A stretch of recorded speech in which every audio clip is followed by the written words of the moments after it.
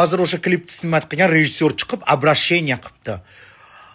Akajonim, nimaga sizlar olib chiqmadinglar boshidayoq gapirib, mana shunaqa situatsiya bo'ldi. Bizni pulimiz yo'q, xalq kelinglar to'planib yordam beraylik deb. Bechora qiz muhtojligidan chiqib gapiryapti. Sizlar tashab qo'yganinglardan gapiryapti. Nimaga sirazi chiqib gapirmadinglar? Mana shunaqa bo'ldi. Mana shunaqa bo'ldi, yashirib keldinglar shuncha paytgacha. Nimaga ashi sirazi chiqib объявление ilmadinglar? Ozodapani klipida shunaqa situatsiya bo'ldi, tragediya bo'ldi deb. Nima yashirdinglar? Paka o qiz bechora o'zini og'zini ochmaguncha. Ashi rejissyor birinchi o'rinda aybdor. 16 yoshli qizni, 17 yoshli qizni qanday qilib за рулем посадить можно? Как? Вот ты виноватый, давай лечить ее. O'zingiz yoningizdan to'lab lechit qiling endi o'sha qizni, bechorasini.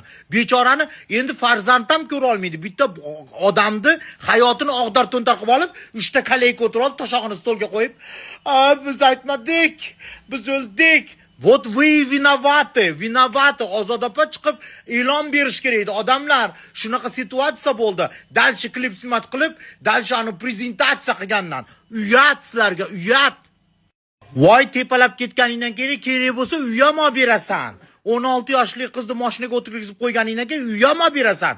Davolaysan ham. U qizni hayoti og'dar to'ntar bo'lib ketdi. Sud jarayonini bilamiz. U yoqqa $100, bu yoqqa $100, u yoqqa $1000, bu yoqqa $1000 qilib.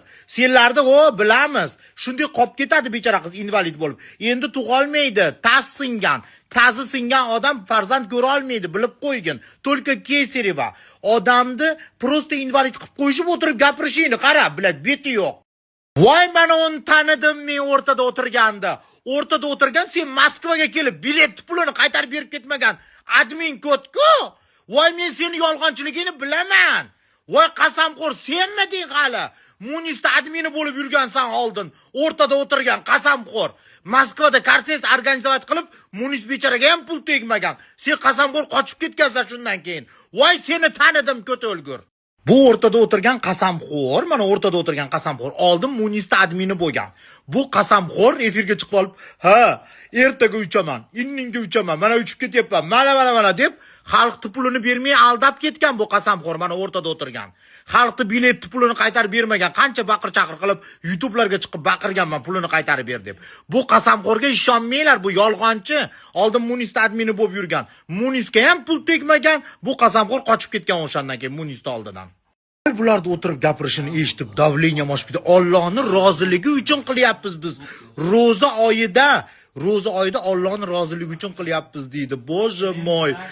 Da bilay dalbayob, sen dalbayob mashinaga 16 yoshli, 17 yoshli qizni o'tirgizib qo'yganing uchun javob berasan-da ro'za oyida yibanashka. U qizni bir umrga invalid qilib qo'yding. Bir umr boqishga aybdorsan sen. Voy davleniya moshib ketdi bularni gapini eshitib. Sen mashina deydimi? Mashina olib berasan. U qiz bechorani 7 santimetrga oyog'i kalta bo'lib qoldi. Uy deydimi? Uy olib berasan, потому что oilasi juda qiynlangan oila ekan. Tepalab ketgandan keyin aktrisang hamma yo'q qiladi. Yordam berdim deb gapirma. Sen qilgan ishingga yarasa jazoingni olyapsan.